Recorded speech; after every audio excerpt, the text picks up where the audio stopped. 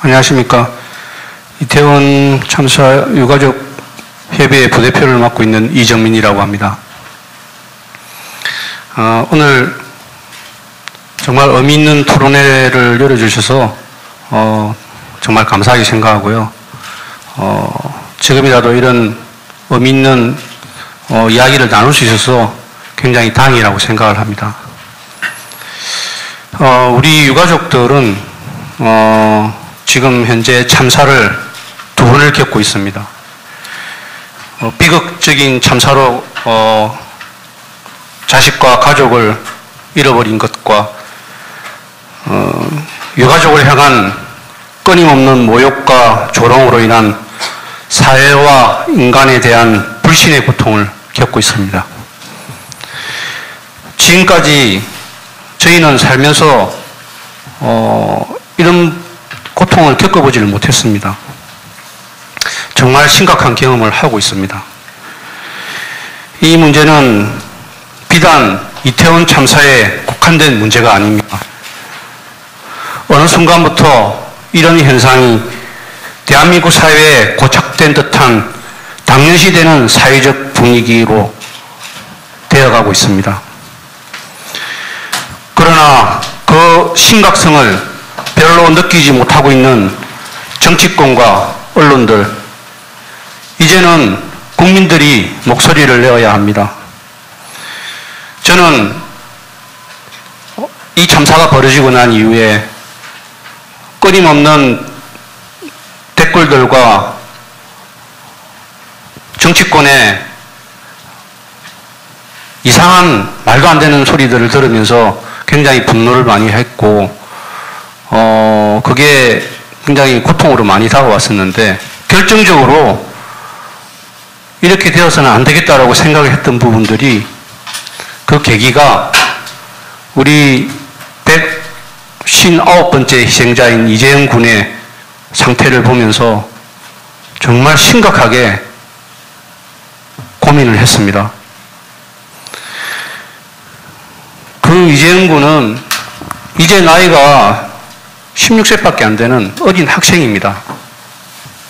이태원 현장에서 친구들과 같이 그 현장을 구경하러 갔다가 그 자리에서 친구들을 잃었습니다. 그리고 그 죄책감과 힘든 고통 속에서 겨우 살아남아서 겨우겨우 견디고 있었는데, 정말 말도 안 되는 그런 가해들이 그 아이에게 계속 지속되었습니다. 하물며 힘들게 병원에 입원해 있는 순간에도 형사들은 찾아와서 부모들을 병실에서 내보내고 거의 2시간 동안을 거기를 왜 갔냐, 가서 무엇 했느냐,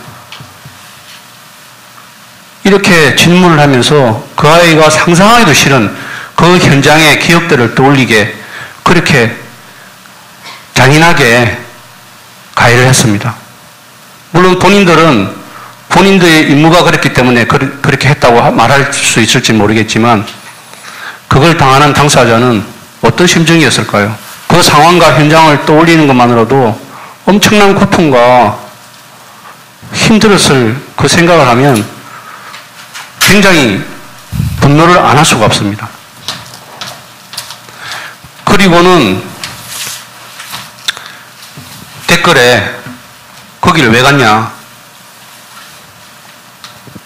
거기를 너네들이 왜 가서 그렇게 되었느냐, 그런 댓글들과 조롱, 모욕, 이런 것들이 그 어린 학생에게는 감내하기 힘든, 정말 견디기 힘든 고통이었을 겁니다.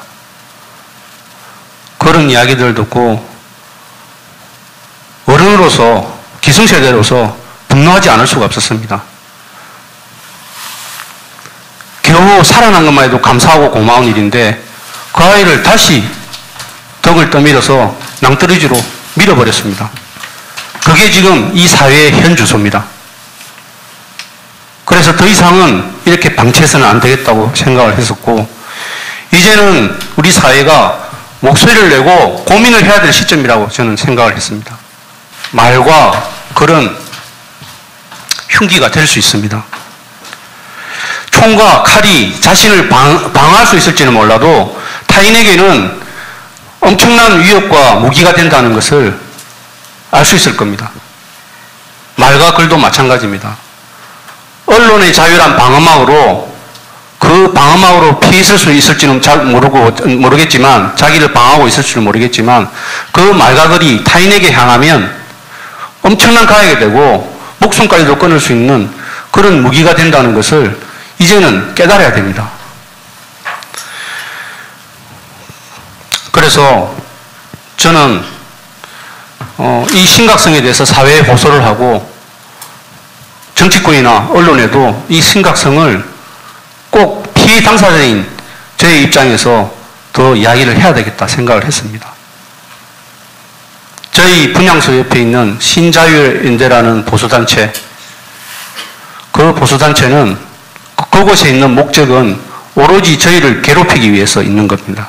다른 목적은 없습니다.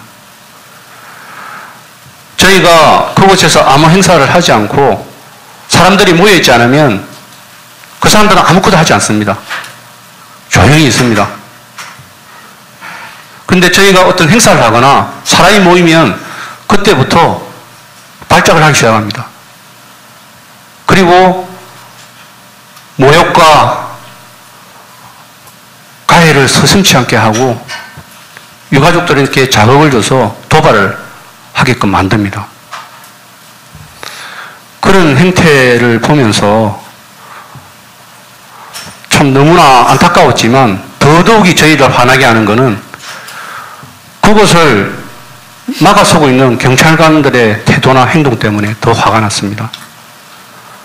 그 경찰관들은 그쪽에 저희가 그렇게 고통을 받고 있는 줄 알면서도 그거 사람들하고 희희낙낙거리고 있습니다. 농담하고 웃고. 그리고 그렇게 저희한테 모욕을 줘서 저희 유가족들이 화가 나서 항의를 하려고 그러면 우리 유가족들은 막습니다. 그렇게 말을 하는 그 사람들을 막는 게 아니고 유가족들을 막아서고 있습니다. 그러면 저희는 더 절망하게 되죠. 도대체 이런 풍토가 이렇게 말도 안 되는 행위가 왜 아무렇지도 않게 방치되고 있는지 정말 이해를 할 수가 없습니다.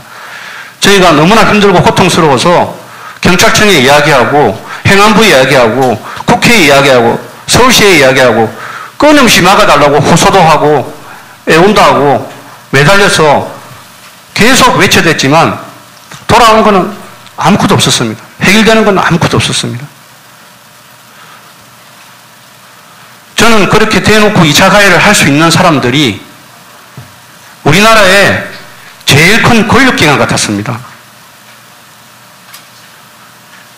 이 사람들은 어느 누가 어느 행정관, 대한민국의 어떤 행정적인 관청이나 그걸 통제할 수 있는 사람들이 아무리 이야기를 해도 눈썹 하나 갖다 하지 않습니다. 과연 이게 정말 현재의 대한민국에서 벌어지고 있는 올바른 행태일까 고민을 하지 않을 수 없습니다. 그런 사람들이 무수히 많은 2차 가해를 하고 무수히 많은 모욕을 주고 있습니다.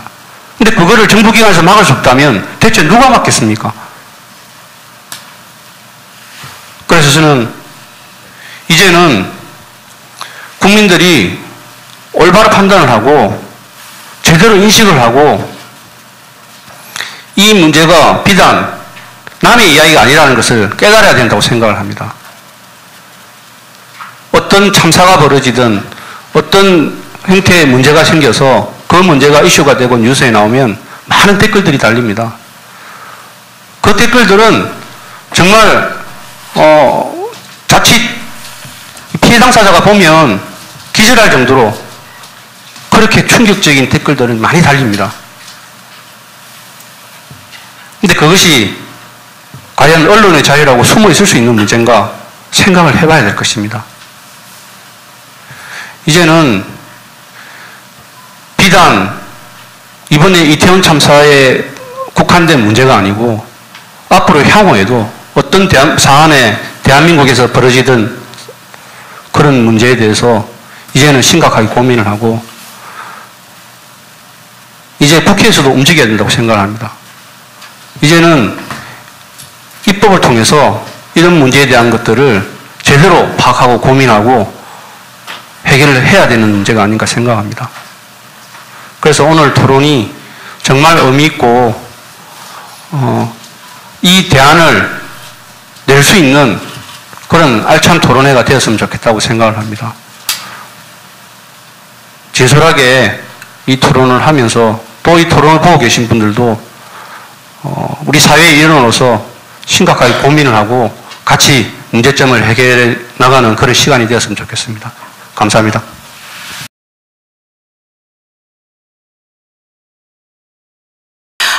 지금 2시간 가까이 이 모든 지금 토론 과정을 아주 묵묵히 또 지켜보시면서 여러 생각들을 하셨을 텐데요.